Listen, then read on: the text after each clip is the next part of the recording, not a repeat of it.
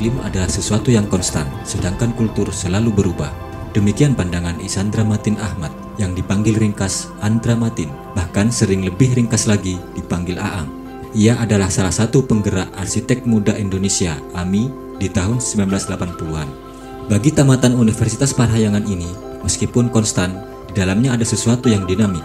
Misalnya, hadirnya bayangan pada bangunan yang berubah setiap saat. Itu memperkaya kualitas visual dan spasial.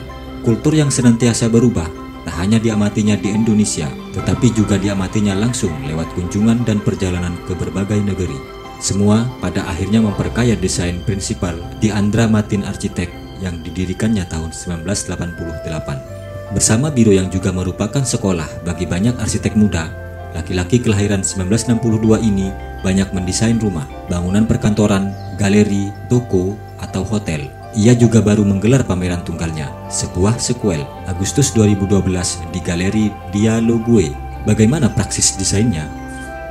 Bagi Aang, tension, ketegangan, atau kontras dialektika waktu, siang, sore, petang, dan malam hari telah lama jadi perhatian.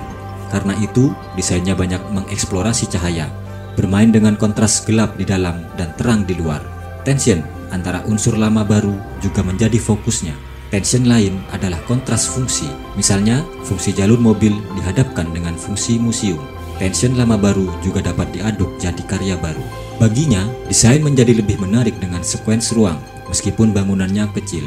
Bagi tamatan Universitas Parahyangan ini, yang paling menarik dari arsitektur vernakuler adalah piloti atau kolom bangunan panggung yang membuat kesan melayangnya bangunan di atas tanah. Andra Matin dipandang sebagai salah satu dari 101 arsitek dunia yang paling berkiprah di tahun 2007 versi Wallpaper Architecture Directory. Aang sangat menaruh perhatian pada beda antara iklim 2 musim dan 4 musim, dan ia cukup tekun bereksperimen.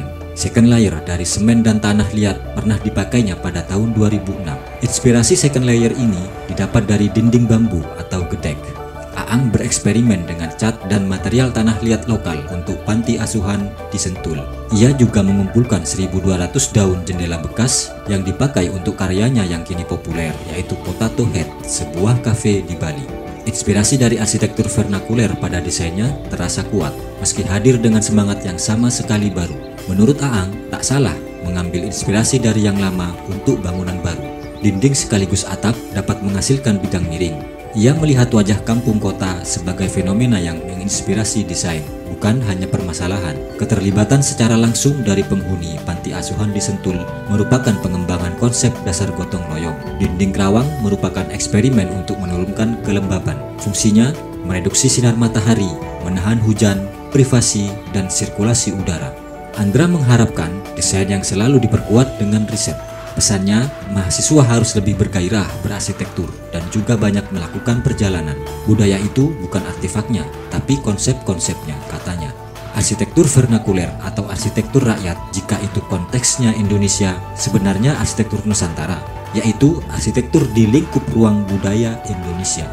Arsitektur yang dikembangkan olehnya adalah arsitektur Nusantara kontemporer. Pendapatnya tentang pendidikan arsitektur pun cukup menarik. Dosen harus bisa menyemangati mahasiswa untuk selalu belajar dan berdiskusi, dan sangat jauh beda belajar dari buku dan belajar langsung di hadapan fenomena nyata.